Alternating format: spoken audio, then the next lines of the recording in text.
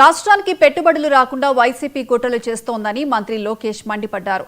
అన్ని కుట్రలు ఛేదించి సరైన టైంలో వాస్తవాలను బయటపెడతామని అన్నారు. అభివృద్ధి కోసం ముందుకొస్తే కలిసికట్టుగా ముందుకు వెళ్దామని, పెట్టుబడులకు వైసీపీ సిఫార్సులను అంగీకరిస్తామని చెప్పారు. వైసీపీ సిఫార్సు చేసిన పెట్టుబడులకు వారికే క్రెడిట్ ఇస్తామన్నారు మంత్రి.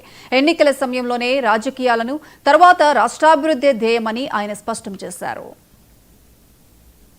ప్రభుత్వం పెట్టుబడులు పెట్టే పారిశ్రామికవేత్తలు కానీ, ఎంఎస్ఎంఈ ఆంటర్‌ప్రెన్యూర్స్ కానివ్వండి, అందరం ముగ్గురం కలిసికట్టుగా వస్తేనే అనుకుంది సాధించగలుగుతాం. సో ప్రజలు అన్నీ చూస్తున్నారు, ప్రజలకు అన్నీ తెలుసు. అంత ఈజీగా మోసపోతారని అనుకోను. అన్నీ గమనిస్తున్నారు, ఎవరేం చేస్తున్నారో చూస్తున్నారు. మేము కూడా టైం టు టైం మొత్తం ఎక్స్పోజ్ చేస్తాం.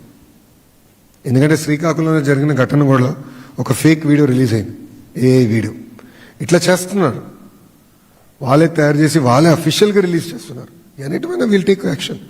బట్ నేను కూడా కోరేది, నేను కూడా ఆఫర్ ఇచ్చే గతంలో మళ్ళీ ఇస్తున్నా. నాకు అన్ని కంపెనీలు తెలుసని నేను అనట్లేదు. ఈరోజు ప్రతిపక్షంలో కూర్చున్న వైకాపా పార్టీ కూడా కొన్ని కంపెనీలు తెలిసి ఉండొచ్చు. వాళ్ళు కూడా చెప్పమనండి, పలానా వ్యక్తి ఇన్వెస్ట్ చేసేందుకు సిద్ధంగా ఉన్నారంటే క్రెడిట్ వాళ్ళకి ఇస్తా, నో ప్రాబ్లం. కానీ తీసుకొచ్చి ఆంధ్ర రాష్ట్రంలో పెట్టుబడులు పెట్టిస్తా. I have no issue boss. Andhra రాష్ట్రం అభివృద్ధి చేసేదానికి అందరం కలిసికట్టుగా పనిచేద్దాం. ఎన్నికలప్పుడు పోరాడదాం, కొట్టుకుందాం, మాడదాం, పర్లేదు, నో ప్రాబ్లం. బట్ మిగతా టైంలో కలిసికట్టుగా